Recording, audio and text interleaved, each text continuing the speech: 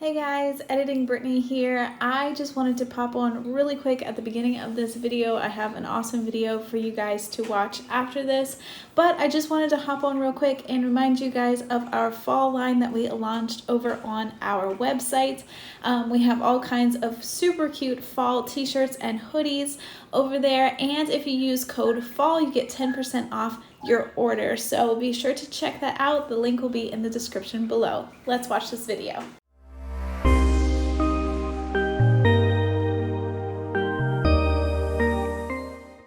Hey guys, how's it going? I'm still out of breath from carrying a bunch of bags of soil up to the raised bed garden because we are going to be working on the Ollie garden today.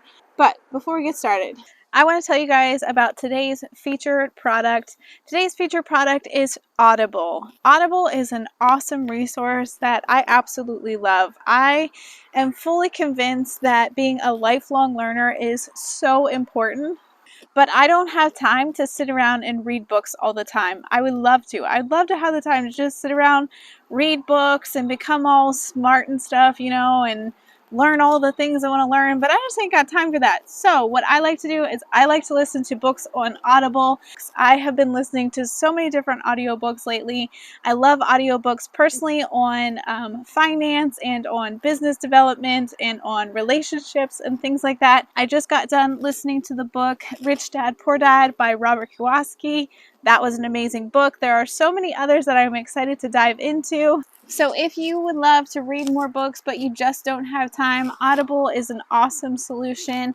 I love to turn on Audible when I'm driving in the car, when I'm doing the dishes, right before bed, when I'm just laying in bed for a few minutes, I'll listen to a book.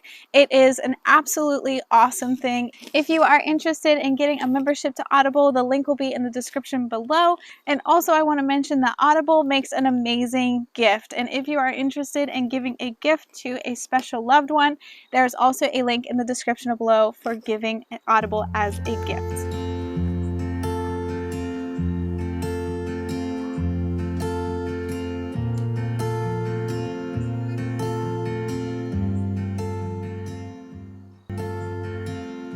So what we're going to do today is we are going to go ahead and take our strawberries out of the raised bed. We're going to replant them once we get the soil ready and everything back to the way we want it to be. It's getting sort of towards the end of the season. We're going to plant a few things in there today, but they're going to be cold weather crops, so things that can handle the colder weather, because really we only have about 3 weeks left before our first average frost, which is so crazy. I feel like this fall has gone so quickly. Some of you may be wondering what these cups are for. These were so I could get the water when I was watering down into the soil, because sometimes the surface of the soil just kind of repels the water and it'll just run off to the side. But if I put these cups that I put holes in, the water would go down deeper into the soil and seep out closer to the roots of the plants.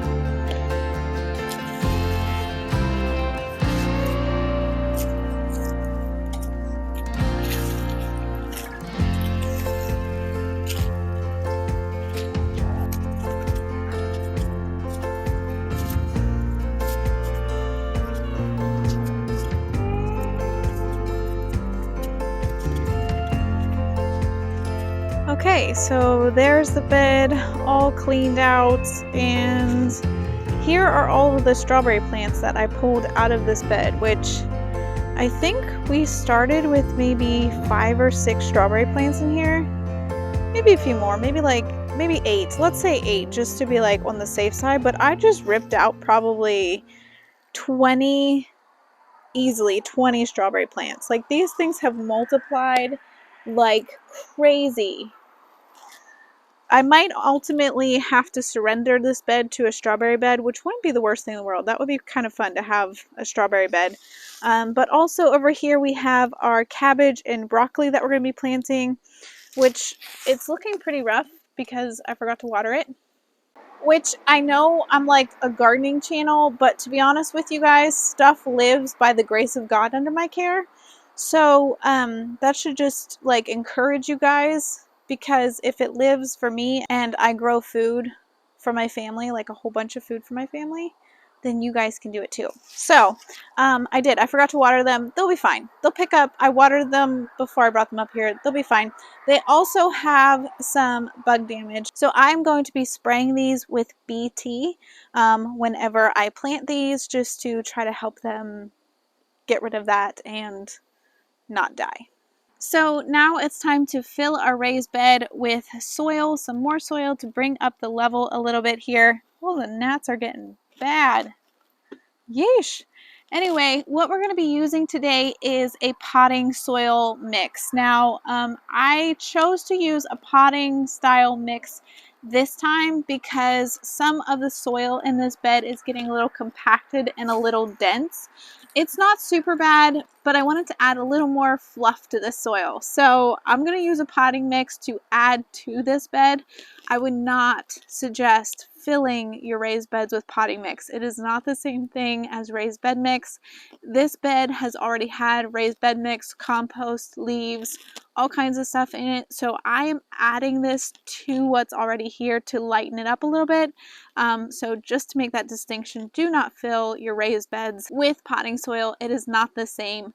But if you want to add potting soil to your raised bed mix, you can do that.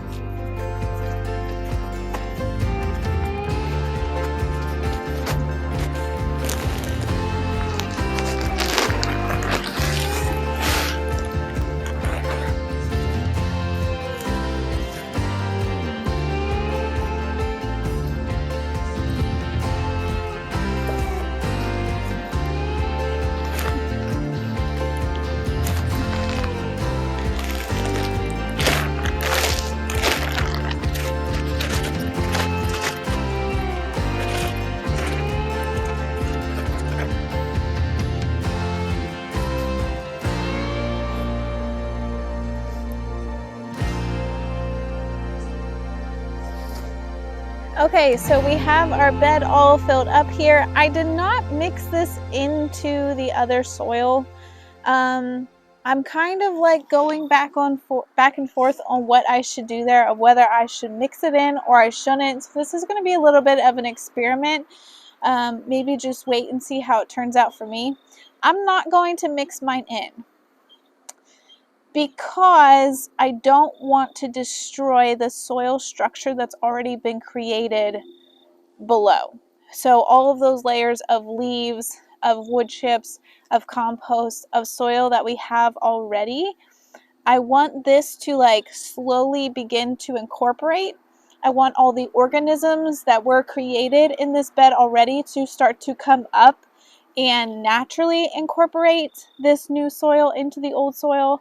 And I want that to happen organically. I don't want to mix it up and potentially kill whatever organisms we had created already in this bed. So if that makes sense, if not, if I'm talking a bunch of gibberish, that's fine. But that's sort of my thought process behind it. As we're planting stuff in this soil, I'm thinking that it might mix up a little bit. I'm not sure if the root systems are going to go deep enough to reach the other soil as we're planting or not. Obviously, ultimately they will. So anyway, I'm just going to do this. I'm going to top our other soil that's here, and I'm going to hope that this just starts to slowly and naturally incorporate to the beautiful soil structure that we already had in this bed before. So our sad broccoli and cabbage that we have here, we have a Bravo cabbage. It is an 85-day cabbage. And then we also have some green comet broccoli, and this is a 47 to 55 day broccoli. Now, because our season is not that long, we may not get anything off of these plants, and that's just kind of the risk that you run sometimes planting things in the fall. It's just all going to depend on how harsh our early winter, our late fall, early winter is. Because these plants can actually handle frost. They can handle the cold temperatures and keep growing. They'll be fine for quite a while. As long as we don't have that really hard freeze, these are going to continue to grow. So I'm going to go ahead and plant these. I don't have a ton of plants here today just because it is so late in the season for me. So we're just going to plant a couple of broccoli and a couple of cabbage. Hopefully we get some food off of them. If we do, that's amazing. If we don't, at least we tried.